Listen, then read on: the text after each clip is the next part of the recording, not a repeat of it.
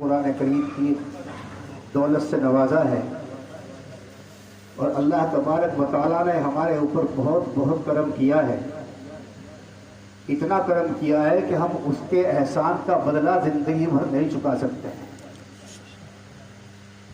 چھوٹے چھوٹے بچے قرآن کریم کے حافظ ہو رہے ہیں، چھوٹے چھوٹے بچے قرآن کریم پڑھ رہے ہیں، اور رات دن اسی میں مشغول رہتے ہیں صبح سے شام تک. اس بستی کے اوپر خاص طور سے میں سمجھتا ہوں کہ اللہ کی رحمتیں ہیں.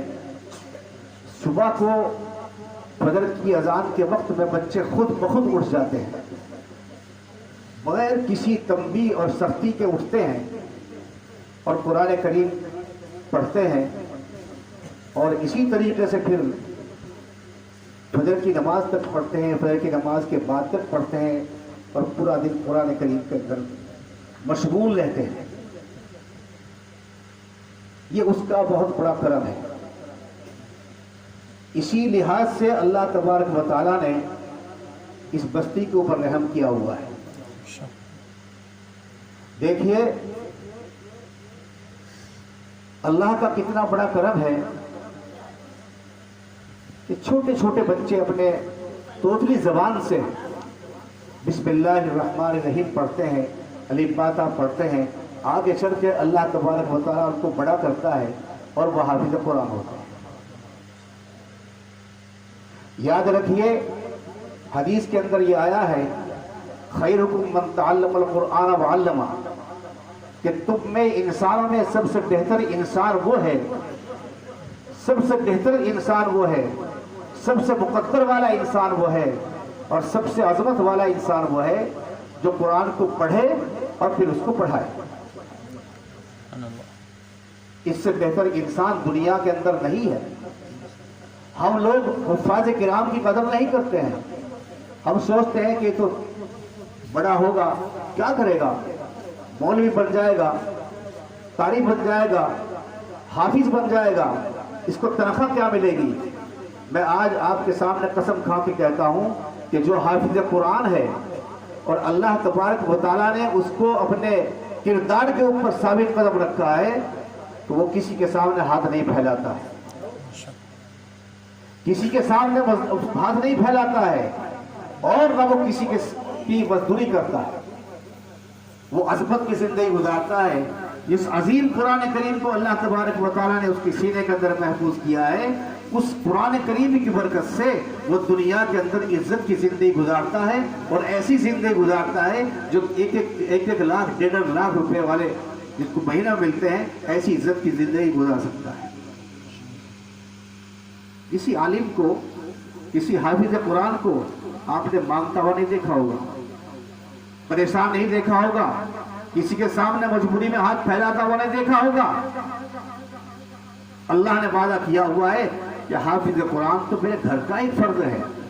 قیامت کے دن اس کو کہا جائے گا حافظ قرآن کو کہ قرآن کریم پڑھتا جا، پڑھتا جا، پڑھتا جا، جہاں تک تو پڑھتا جائے گا جنت کی تمام منزلیں اور تمام مرتبے تیرے لیے تیار رکھے.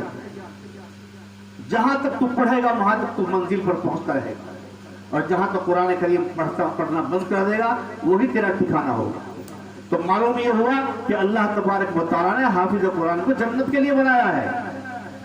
وہ جنت کا ایک فرد ہے، وہ جنتی ہے پہلے سے. شرط یہ ہے کہ اس کا ماحول ماں باپ نہ بگاڑے.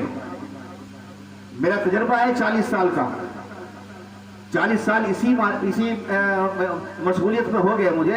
میرا تجربہ ہے اگر گھر کا ماحول دیندار ہے تو وہ حافظ قرآن بھی دیندار رہے گا، نمازی بھی رہے گا، پرہیزگار بھی رہے گا.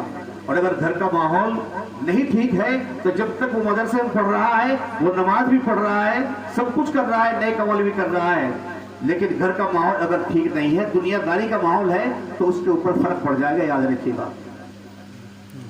تو ماں باپ کی ذمہ داری یہ ہے کہ جہاں وہ حافظ قرآن بنا رہے ہیں، بہت شوق کر رہے ہیں، محبت سے پیش آ رہے ہیں، اور ان کو وقت دے رکھا ہے، چھوٹ دے رکھی ہے، تو ان کو چاہیے ان کے لیے گھر کا ماحول پہلے اپنے آپ کو تیار کریں، دین کے سانچے میں ڈھلیں، اس کے بعد وہ آپ کی اولاد خود ڈھل جائے گی. دیکھا ہوگا آپ نے آپ بھی یہی رہتے ہیں، میں بھی یہاں رہتا ہوں، ہر سال بہت سے حفاظ ہوتے ہیں، کسی سال میں 14 ہو رہے ہیں، کسی سال میں 20 ہو رہے ہیں، 18 22 تک حافظ ہوئے ہیں آپ کے مدرسے میں ہر سال. لیکن وہ بہت سے بچے ایسے ہیں کہ جنہوں نے پڑھنا چھوڑا، گھر کے ماحول میں مل گئے اور نہ نماز ہے نہ قرآن ہے، سب کچھ ایسے ہی ہو گیا ہے. یہ ماں باپ کی ذمہ داری ہے.